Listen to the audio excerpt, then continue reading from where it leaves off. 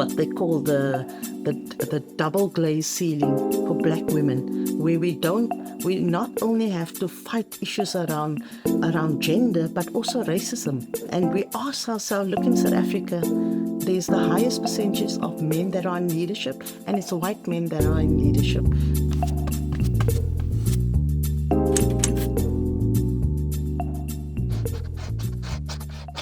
Welcome to Crossing the Line, a weekly podcast show in which we interview interesting people about their life stories and important issues facing our country, our continent, and our world. My name is Ryland Fisher, and I'm your host. I want to thank MobiLearn for the technical support to make this podcast possible.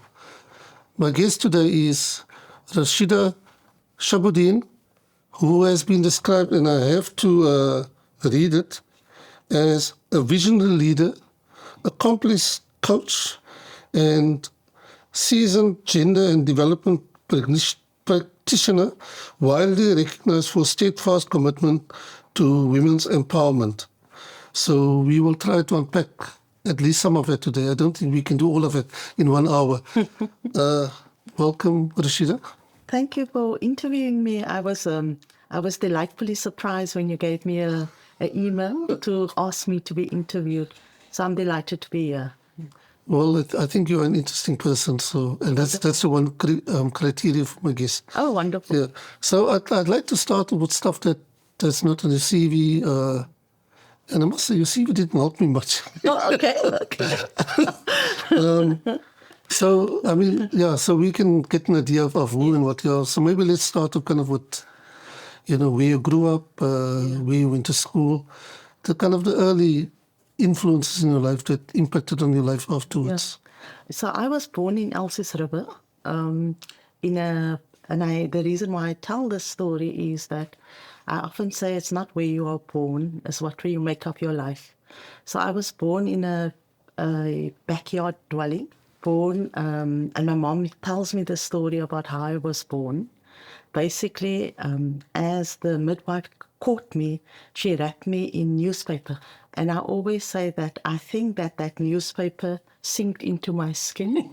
And therefore, I often ignore the headlines and understand what's underneath the headlines. So that's my birth story. Yeah. I grew up in Elsies River, and then from Elsies River to Uitse, and then to Belhar, and then to where I live now.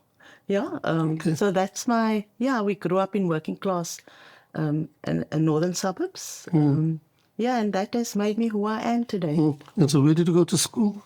I went to, first I actually went to an Islamic school for 3 years of my life, Siddiqui. In the Elsies River. In okay. Elsies River, yes. And then I went to Erika, and then to Belhar High School. Erika Primary and Belhar High, yes. No. So career-wise, I mean, you started off as a physiotherapist. Yeah. How did you take that decision to go into physiotherapy? It's very interesting because if I tell you how I ended up with physiotherapy, I must first tell you a little bit about my previous life. Okay. So I was in high school. Belhar High School was a very active politically in the anti-apartheid struggle, and I was part of the Student Representative Council. And for us that were politically active, we knew what the apartheid government didn't want was for us to be educated. And we knew the way to give a proverbial finger to the anti-apartheid government, to the apartheid government, was to get a degree. And so I ended up in physiotherapy. I always say that I would not have been here if it wasn't for the University of the Western Cape, who allowed me to register that year, 1986. I walked into UWC in May, and they took my application because we were a group of students that the apartheid government refused for us to write in 1985. And so we did our exams in, I think, March. And so for UWC to give me that opportunity to register as a student. And, our parents, they were, when you're done with grade 8, they think it's time to go and work. Yeah. And so both my parents, I think they left school at grade 3. And so for them to have, I was the first child, or first family member that registered at university and graduated from university. Yeah. And so, so that was how I became a physiotherapist. Very interesting. We didn't have career guidance. And so for me, I thought physiotherapy was psychotherapy for people with disability. It's only in my first year later on I realized it's physical therapy. But by that time, I loved the career so much, and I felt how people with disabilities, kind of, how do I work with them, and how do I ensure that they reach their highest potential? And that put me on a path of health transformation. Yeah. And so I give it up to go into coaching. So I actually, what happened, and it happens to a lot of people, we reorganize our lives. So my CV doesn't make sense, and you're right when you read my CV. So basically, I completed my degree in physiotherapy and specialized in community-based rehabilitation. And then I felt actually it is not enough for me to be so narrow into physiotherapy. Let me do a degree that focuses on disease patterns in South Africa. Therefore, I then went to the Medical Research Council, became an intern there, and then did a course, a master's in epidemiology, the study of diseases, which I didn't complete. Yeah. So it's an incomplete master's in epidemiology. And, when you have something incomplete in your life, it's something that just sits here at the back of your mind. I think your listeners will know that one thing that you didn't complete is just here, kind of hanging here. And I could never understand why I completed the coursework and I never completed the thesis. I never understood it. Yeah. And my life continued. I then decided I had my first child, and I thought, and that time I was in the anti-apartheid struggle. Part of my focus was on women's empowerment and women's liberation. Yeah, and so for me, a democracy was not just going to be non-racialism; it was going to be non-sexism. And I carried both the health sector and the women's empowerment, gender equality sector.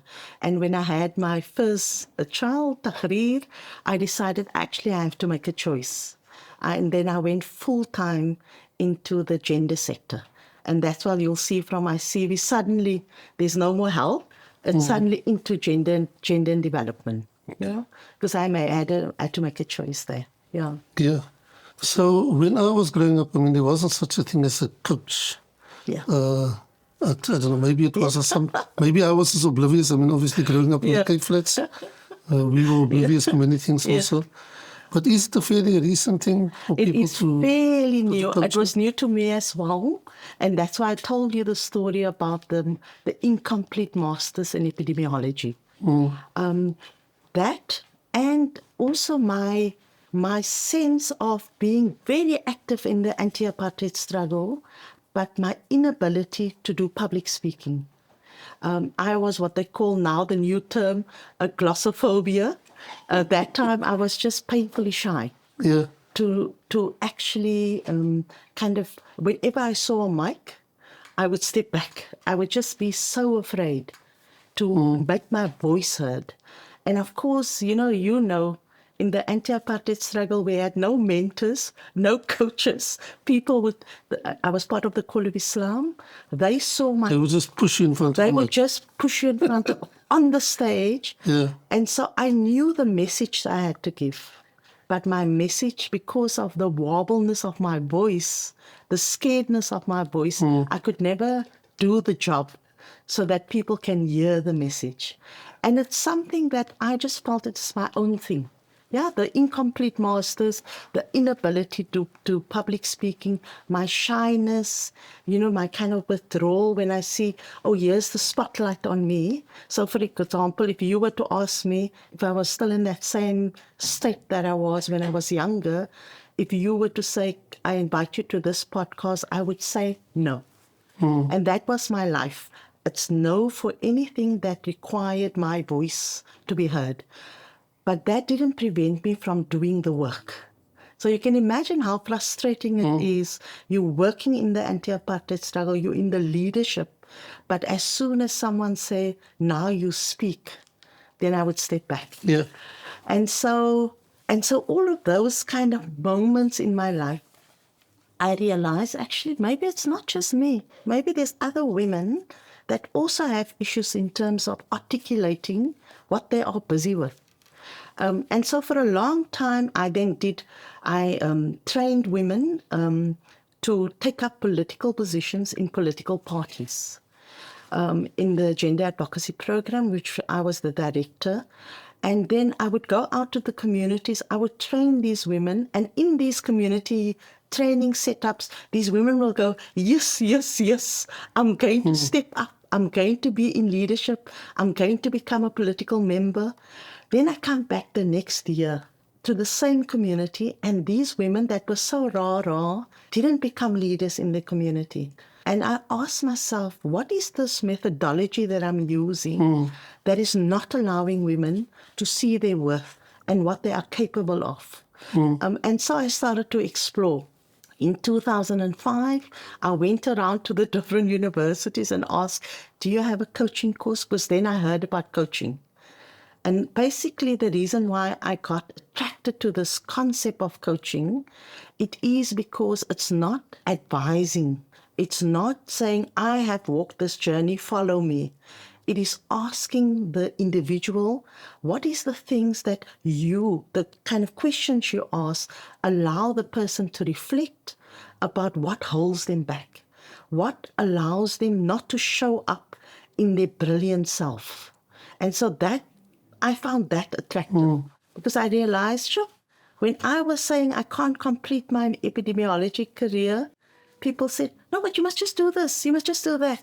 If I say I can't speak, the advice would flow, but it wasn't what was meant for me. Yeah. Yeah. And so in 2005, we did a course at the Center for Coaching that is based at the UCT Business Graduate School, and I did a course in integral coaching. That time the concept was not even an issue here in South Africa. Everywhere I went, people said, are you going into rugby coaching now? Are you into soccer coaching? There was just no concept. And so I felt that's a methodology that South Africa need. Not that we have to tell people how to do things and say, follow my journey. We're too unique individuals to do that. Rather, kind of train the person to understand themselves and then work out strategies of how to get to the goal you want to get to. Yeah, so that's how and so you're right, coaching is very new. It's an unexplored field in South Africa, and it is, everyone is making their way into the coaching. So do you know how big the industry is at the moment? And also what the demographics are? It is an expensive career if you do a master's. So I did a master's in coaching. A master's now costs you, I think, 200,000 and more. Last I checked, it was 275,000 rand to do a master's degree. And so, but people feel that it is a career that you can really make an impact. And so people pay that money. Is that typically the qualification that you need? You need to have a master's. So it's, as I always say, the coaching field is a wild west out there. Yeah, so people do 2-day courses, 3-day courses, masters. So it depends. Because the field is unregulated, you can call yourself a coach even if you've done 3 hours of coaching. And so my job as a coach now is to teach people what coaching is also, and to make sure that people don't get fooled by these kind of fly-by-nighters. But Rylan, you would also see in the coaching field that transformation is a big issue there. Most of the well-known coaches, if you can think about it, if you name these big coaches, it's mostly white men, yeah, and then it comes white women, and then the black coaches. Now that I'm in that profession, I think that part of my job is not just to coach my clients, but to coach the fraternity around issues around transformation and representation. Yeah. So that's a big job. Yeah. So I know you can't speak about your clients, but have you had cases where, for instance, you've thought this person can't be helped? You know, Yeah. maybe it's best just to move on. Yeah. No, listen, I always say that if you say that, then you're not the right coach for the person. Yeah. So, and unfortunately for me, when I get very difficult clients, I up my game. People come for coaching because they are stuck. They want to think about something differently. And most importantly, from my own experience, is that there is something in their life that they want to achieve. Sometimes no one knows about it. Yeah. So, for example, you want to write a book. No one knows about this dream.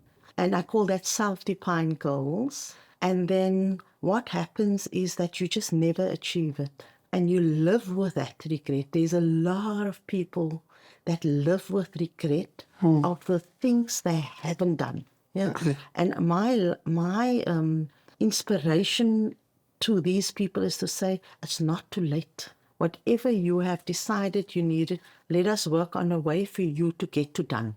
So that's what I do. There's never an uncoachable client to me. So how do you measure your success as a coach? My success as a coach, so I've got different people that I coach. I coach writers. And so when they publish the novel, I don't do the writing craft. I don't do editing. As you can hear, my English is, my mother tongue is Afrikaans. So, I murder the English language.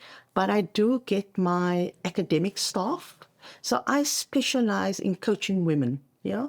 And so a lot of areas where I coach them is often in the terrain of the context that they work in. And so women, like I always thought that my shyness, my inability to do public speaking it's a me issue. It is only when I understood gender politics, I realized that women are often told from a very young age, you can't do that. You're not supposed to do that. Get away from that.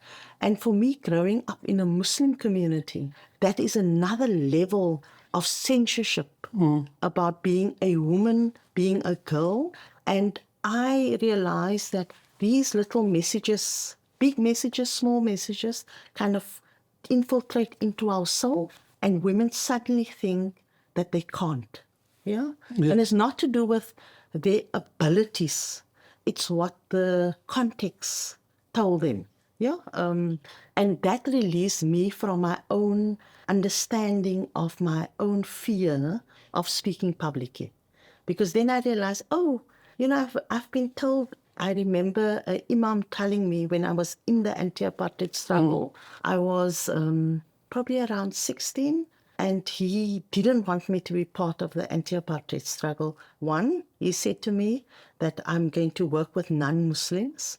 Secondly, that my voice is part of my modesty. Yeah. And therefore, I shouldn't be standing on the stage making these political speeches. And of course, that time you're young, you have no comeback. This is our religious leaders. And it's only when I joined the Call of Islam, and I was political when I joined the Call of Islam, but I wasn't gender aware. And it's in the Call of Islam that I was taught the hermeneutics of the Quran, and I could understand my voice is not something that I have to be shy about. Yeah, because that's what they taught, from the basis from the Quran. And so I coach women, and I see they taking up leadership positions. I see the novel being published. I see my PhD candidates walking the stage, or my master students walking the stage. And so it brings a lot of joy to me because it is people that have struggled for very long. I also coach NGO women leaders, because I think they really do an incredible job in our community. And so I provide that service for them to make sure that they have a thinking space and a reflective space. Yeah. And according to what they say, they feel that their leadership is becoming transformative. So, yeah. Yeah. Anyway, so Rosieda, you wrote this book. Yeah. What women want coaches to Yes, know? yes. A gender intelligent coaching approach. How's the sales going? You know, I must confess, when I wrote this book, the priority about how much is selling was actually quite low on my list. I wanted to prove to myself I can write, because I always said I can't. Yeah. Another, you can see there's a main theme about voice and message. And I always said I can't write English because Afrikaans and, all these stories that I made up. And then when I was done with my master's degree, I thought, actually, all these experiences and all these coaching experiences, you need to speak about it, not because you want to speak about it, but it might help other women. Yeah. If they read the book, they will understand that when they feel insecure, it might not be about them. It might be that the environment that they grew up or the work environment that they find themselves is basically stunting their growth. And so the book I wrote both for proving that I can write, if you put a goal there and then kind of go for it, and also for women and for coaches. And the reason why I'm saying and for coaches, for any coaches, not male or female coaches, for all coaches, because I think often we want to make women the problem. Yeah, we want to say, oh no, because they are not ready for leadership. And therefore you have to coach them into leadership. And sometimes I'm saying, no, we have to coach the environment to allow women to occupy leadership positions. And so that was the purpose of the book, twofold. The book is selling well. Yeah. And it's making an impact. I still kind of get called to speak at platforms on the book. Yeah, so, we write these books both to capture our voices, but to also make an impact, even if it's just on one person. Yeah. Yeah. And so, do you know of any men or how many men have actually read the book? Or Yes. No, listen, so I'm very happy that I wrote the book not against men, and that's not my position. I think that the world is meant for both men and women to achieve their highest potential. And so I've written the book also like that. How do we allow both genders to achieve their highest potential? And I always say, it's kind of suppressing one gender kind of, leads to a disastrous impact on our whole country. And so men coaches has also read it, and it's actually been quite powerful for them because, of course, they coach women as well. Yeah. I mean, I read it and I don't have coaching experience, but I kind of understood the general message of what you were trying to say and the world that you're kind of trying to create, through your coaching. But I suppose it's easy for someone like me coming kind of from a progressive background. Yeah. Do you find people who might struggle with understanding your message? And do you find people like that? Of course, that is for most of my life, in terms of working for women's equality and gender equality. It's always been a concept that has been sometimes most often misunderstood. So when people speak about women's empowerment, they think you're speaking about the disempowerment of men. Yeah, where we're actually asking for both in the empowerment of both genders. Yeah. Yeah. From a religious perspective, of course, I carry that hat or that scarf very big on myself, and I believe that God didn't create us for like second-class citizens. We are equal, and therefore we have to have equal access. And so for men that opposes that principle of equality, I am in the business of convincing them. There's often a sense that you reject these people that is not in your camp. I don't think that's our business nowadays. Our business is to ensure that people that opposes your message, they are the ones that you work with to get insight into why, what you're standing for. And so, yeah, I get kind of opposition, yeah. But for me, that is part of who I am. Yeah. So maybe for people who haven't read the book, and we want to encourage to read the book, maybe tell us a little bit about what this message is and why it is important for people to read the book. So I use the analogy in the book about crocodiles in the water.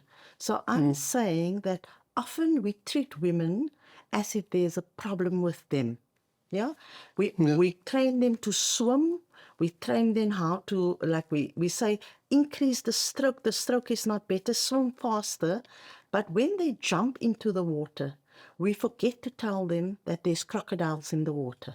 Yeah, and the crocodiles is the issues around discrimination and the issues around, for example, the areas that I speak to is the issue around the glass ceiling, the sticky floor syndrome, the biases.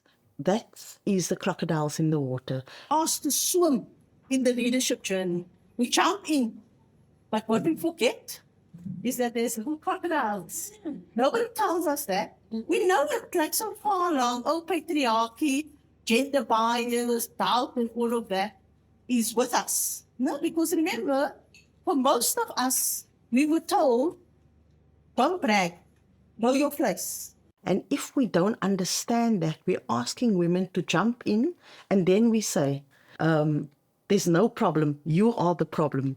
I mean, I often use the analogy of when we ask Black people to step into leadership positions in companies that has not been transformed, we often blame the person not coping. But if the environment is antagonistic and demeaning, then of course that person is not going to perform at their highest ability. And similar to that, if women are put into leadership position, but they are questioned, they are discriminated against, there's biases flowing, all those kind of crocodiles, you can't coach the person to say, you must be much more forceful. You must have no insecurity. When the environment is saying, actually, they're going to trip you up every day.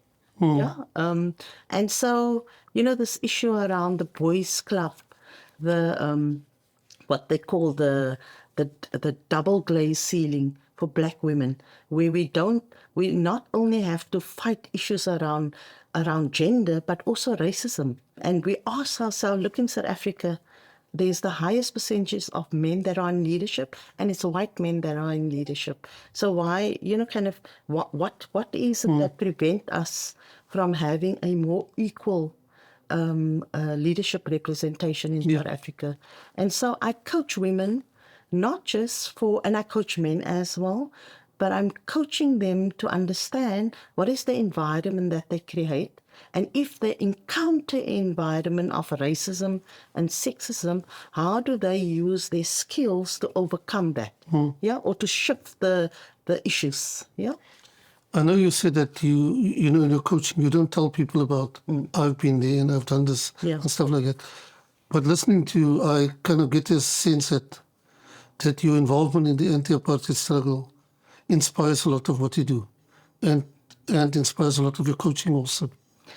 I mean, without the anti-apartheid struggle, I would have been a different person. I joined the anti-apartheid struggle when I was 14 years old. I was at Belhar High, just entered into high school, and I clearly remember I was standing on a quad, and they had a political rally, and I just heard the song. The only sin is the color of your skin. It goes like this. The only sin is the color. Yeah. And a friend of mine that was standing next to me, who was very light of complexion, she would sing, your only sin is the color of your skin. And that time we would laugh, but something shifted in me as a teenager. And I thought, my skin is a sin. from that moment, I got into the issue around justice for all. And and I I was elected on the Student Representative Council. That time, that was the mover and shaker of politics at school level. So my formative years was spent in the anti-apartheid struggle. And of course, in the anti-apartheid struggle, that's where I met Ibrahim as well, my spouse. And it's a very strange story how we met. I don't know if I should share, but You're it's welcome all to share. and because it tells the story of my life actually, because it was in and a disclaimer, I often get the dates sometimes is very blurry, but I think it was in 1985 where I was part of the Student Representative Council, and a few of the representatives of the council was detained. One of my friends, Edgar Pieterse, who's now Professor Edgar Pieterse at UCT, he was also detained, and they landed up at Victor Verster. And Ibrahim, my spouse, my now spouse, that time was just a comrade, was in a cell next to Edgar. And Edgar would tell him, if one day when we come out of jail, you must meet Comrade Rosieda and recruit her for the Call of Islam. And of course, Ibrahim came out of jail. And then, because I was in politics, he recruited me to start a Call of Islam Northern Suburb branch, or that time we call it a halqa, a circle of thinking. So that's how we met. We came out of jail. We started the Call of Islam in the northern suburbs. And I tell that story because I think that, and again, I mean, for all that years that I was in the struggle, and even in the Call of Islam, I was this quiet person. But for the Call of Islam to see that strength in me and electing me into leadership, even though, you get this, the kind of big voice people. Groot call ek hulle. And then you get this quiet leadership. And it was the Call of Islam that gave me the opportunity to understand that we don't all have to be the same. So that runs through my life. So how long were you guys courting, and maybe talk a little bit about getting married and stuff? So we were, of course, we were serious comrades. Ibrahim was a serious comrade, serious output. And so we did a lot of work together first. And I think about a year later, we decided actually we want to get married. And just, we were 4 months into courtship.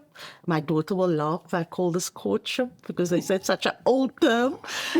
But we were courting, and then unfortunately Brian got picked up again, and he was detained for a year. And in that period, I saw him every second week at Paulsmoor Prison. So, we always laughing because we set a date to get married. And then we wrote to, that time, the Minister Flock, that time the security minister, and we said to them, actually, we set a date to get married. And he said, yes, you can get married, but in jail. And my father said, no way, he's going to have a daughter getting married in jail. And then when Ibrahim came out in 1988, at the end of that year, we got married. And so you've been married for how many years? 1988 till now, 30. Don't ask me.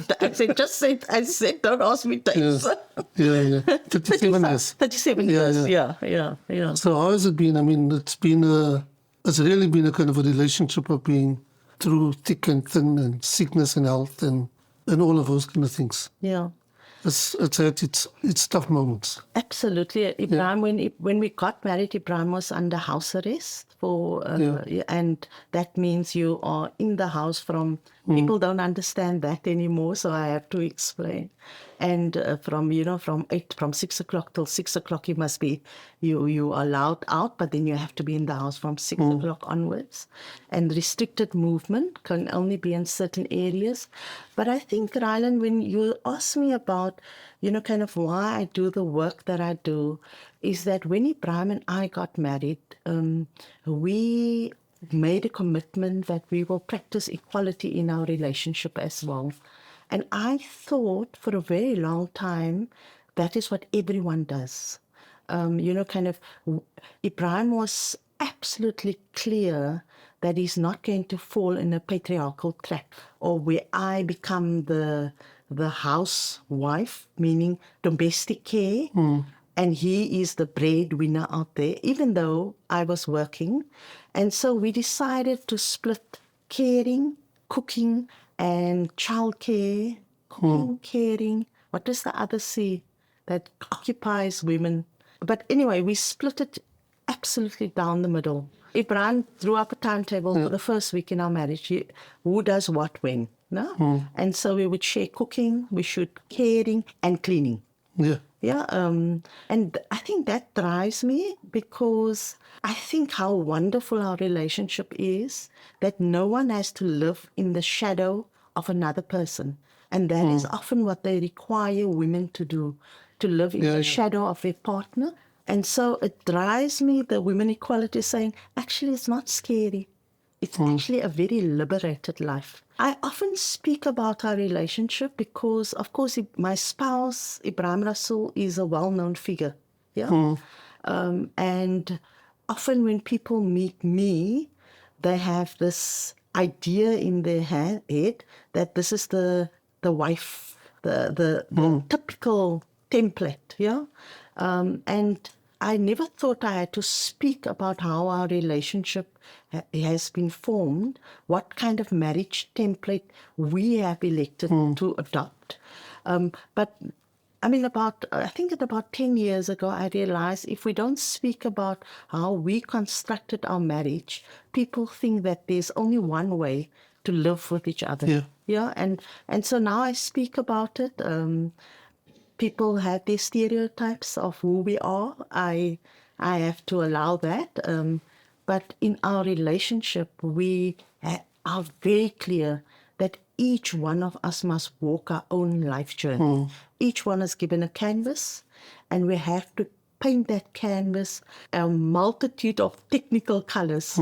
And the fact that I am the spouse of shouldn't prevent me also to live in to live in the light, to shine my light bright as well.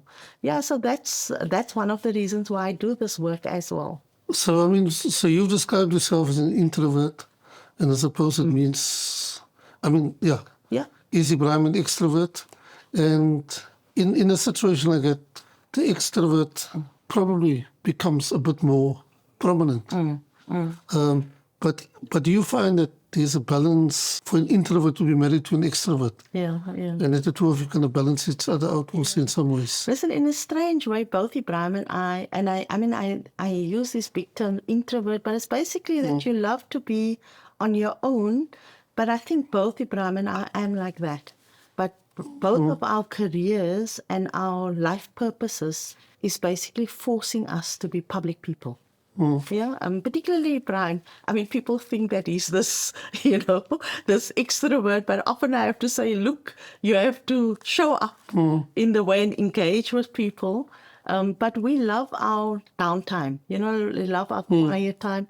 We're not there Ibrahim is not there for the limelight. So it's strange that both of us have that. He's learned from a younger age to overcome his introvert nature and to kind of be there for his purpose, similar to me. So I don't think there's a difference between the two of us. Yeah. Often he does. He knows that my sense of doubt is very big and my insecurity is high, and he would say, don't forget, this is the thing you have done with your life.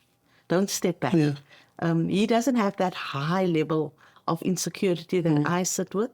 But then again, I'm a woman that has been told so many times, don't do here, don't stand here, stand at the back. Your voice is considered something that is dangerous, or your your presence is dangerous, which often men don't encounter. So I understand, and he understands, why often women are then kind of beset with insecurity and doubt. I must say, I mean, I've admired the supportive role that he's played to you and, of course, you team. Yeah. And I remember at your book launch, he encouraged you or challenged you to release a book of short stories. Oh, okay. Yeah. So is that in the pipeline at all? You know, I've been a closet writer for a long time. This book is one that I got out of the closet, but I am on a journey of writing about what happened to us. I think that often we, South Africans in particular, and particularly Black South Africans, we run away from the history of how we were brought up in the apartheid era. Yeah. And so I often write the stories because I think my children think where we are now, that's where we are born. Yeah. So, and so they think I was born in the southern suburb. And so when I tell them, when we drive past Gordon's Bay, and I say to them, oh, we were not allowed to swim here, they can't make sense of it. And then I think, sure, that is one generation later. We have to write up our memories and we have to memorialize what happened to us. And so my stories, and it was now just, I was long listed for the Dalro Cantem. Yeah, no, And it was a story around my childhood of growing up and going to Cold Bay. And I'm capturing that moments of how did we cope with apartheid and the humor that went with it, the dignity, and also the indignities that we suffered. And so Ibrahim wants me to write these stories because I think it's part of the stories that I think everyone that grew up in apartheid is the stories we have to tell. So that's why part of my coaching is to encourage people to write. So I remember attending a function late last year at your house to bid for well to you and Ibrahim as you prepare to go on your journey to America. Ibrahim had been appointed as ambassador. Yeah. And a few months later, you were back in South Africa with an unpleasant American experience behind you. What were the most notable differences between the first you and Ibrahim spent there and the second? And I'm not necessarily asking from a kind of a political point of view, but from a personal perspective, probably more. Yeah. Look, when Ibrahim and I was, when Ibrahim was elected as ambassador for the first round, I mean, there was just such joy when people met us. There was no, we were just fresh into democracy. People wanted to know our transformative story. And so there was just, doors just opened. And we could tell the story of South Africa, and people were very gracious. When we returned in December, end of December, it feels like a long time ago, December 2025, South Africa was being punished for what they stood for and were punished for things that we didn't even know we did.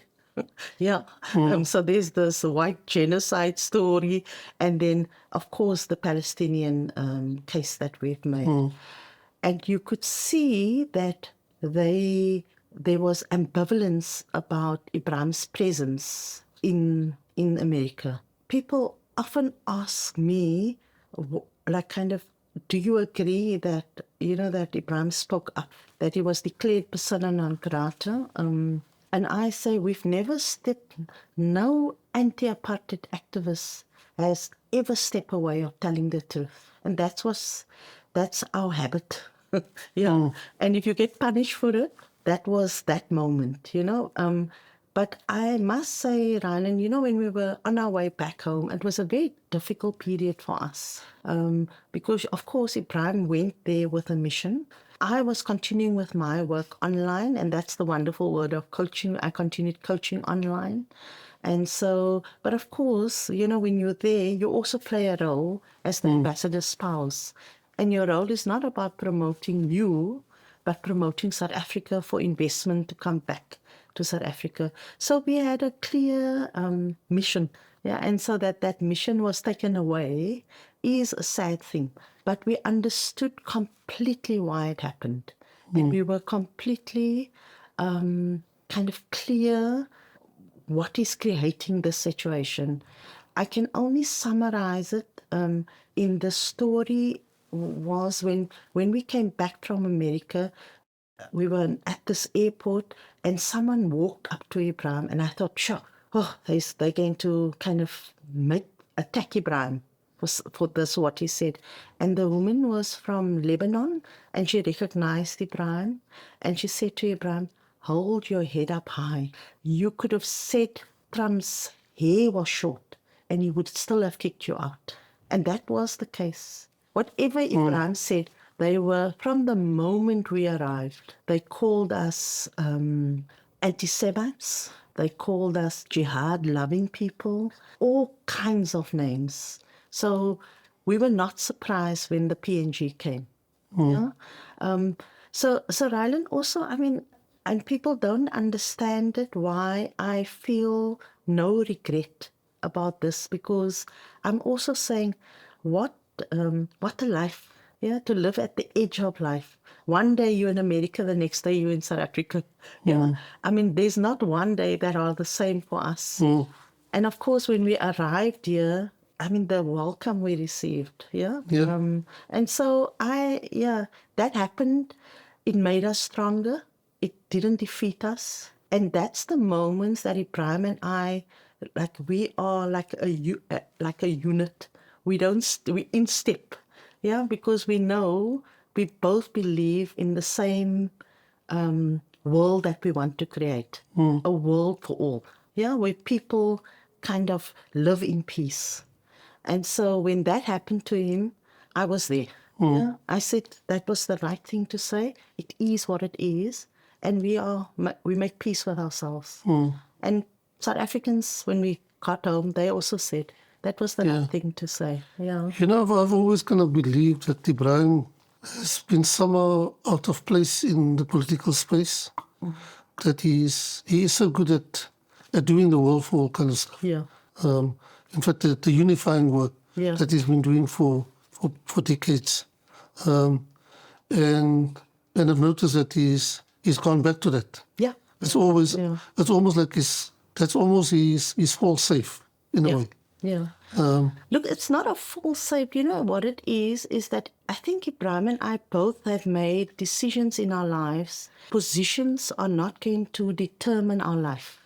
Yeah. And so we made that decision from the moment we stepped into any position, whether you're director or parliamentarian or minister, that position don't define you. You continue living your life to your highest potential and don't give up anything. Yeah. And so people often don't understand that I can be a coach and tomorrow you can ask me to speak at a political rally. We are multifold people, not one. And so, so for us, if that position goes away, I mean, I think the same for Ibrahim. I don't want to speak for him, but again, you know, he steps into his other work, not work that he hasn't done. It's the work that he's continuing doing. Yeah. And that's the same, for us, you know, so we live not one-dimensional lives. Yeah. So will you miss being able to visit America probably at least for the next 4 years? Yes, I think maybe for more. I mean, they were so petty.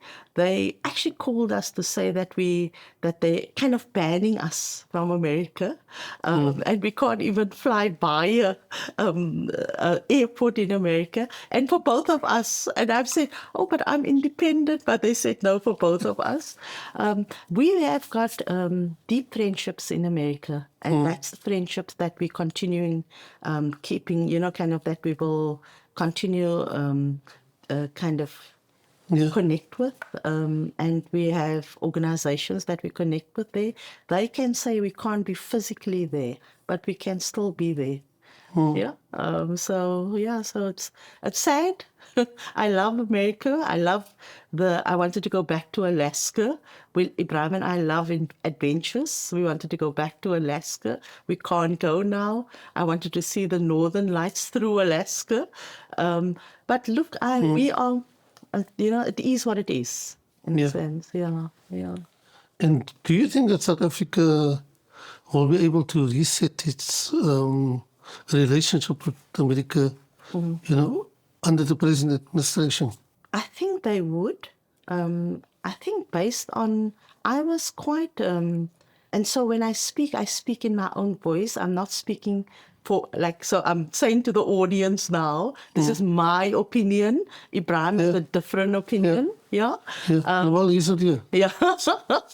So when I think that South Africa, we have to stick to our values, but still we have to leave the door open for negotiations. And I think that is what the president did when he was there. It was painful to see.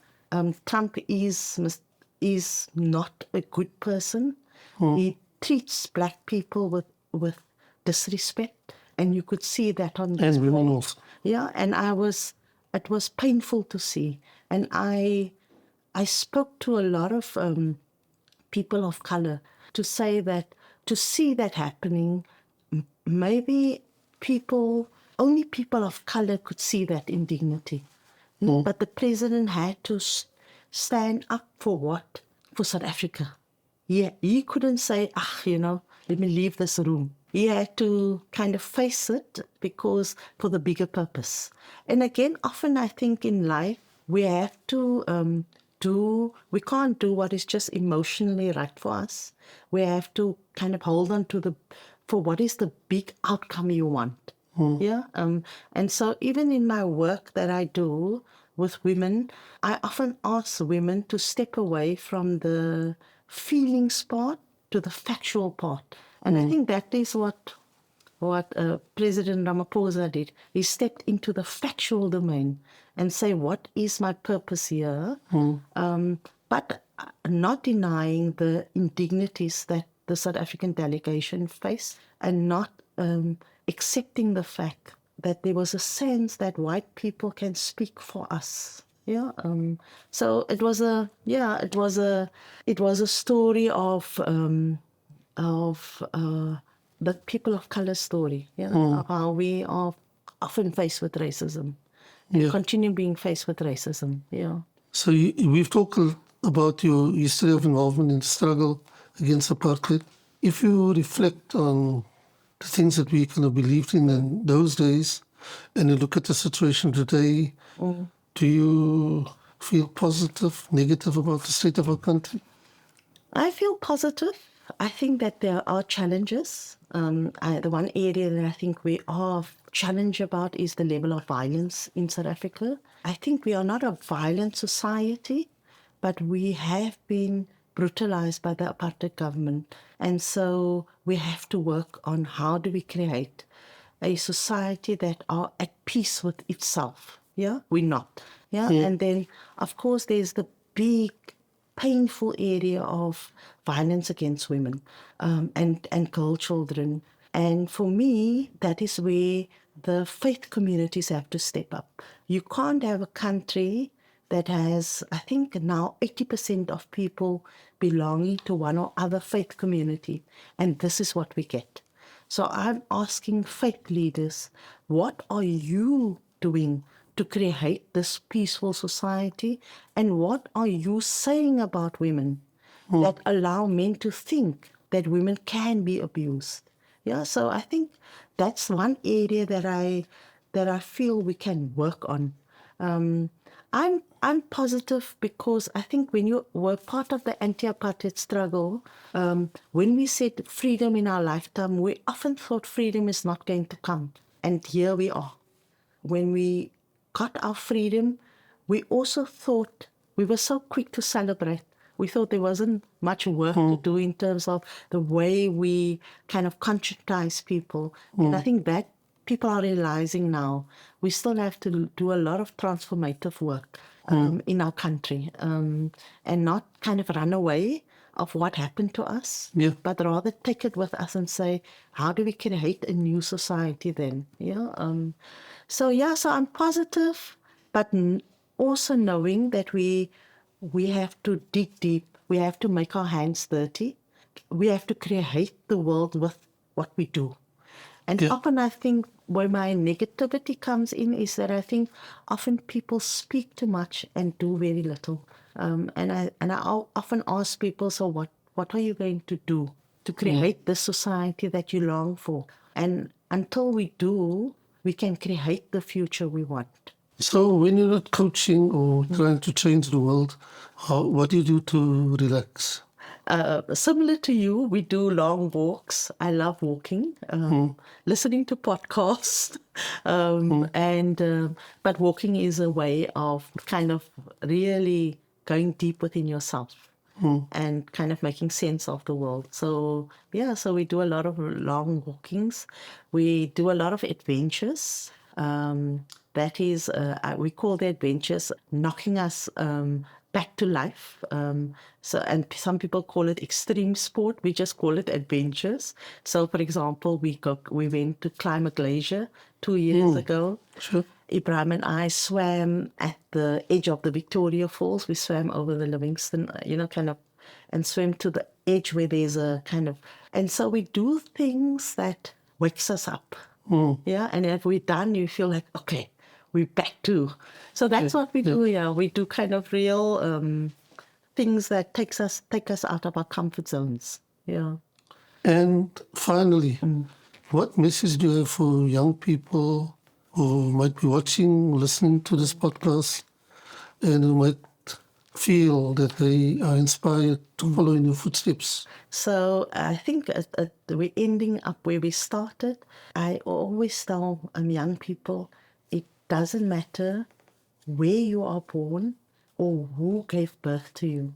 You are the only one that can create the future you want.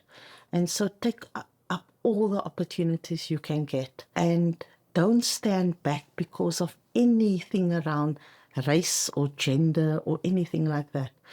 So I think that education, not just through university, through any means possible, is a way forward. And fortunately, you can do education now online, YouTube, all of that. So I'm saying just stretch your mind, stretch your brain, become who you want to become. Nothing can stop you if you put your mind to it. Thank you so much, Rosieda Shabodien, for your interesting insights and for so openly sharing with us. Thank you. Thank you.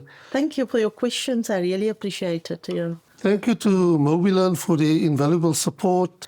Thank you for the technical staff who work behind the scenes. They have to do a lot of work to make me look good.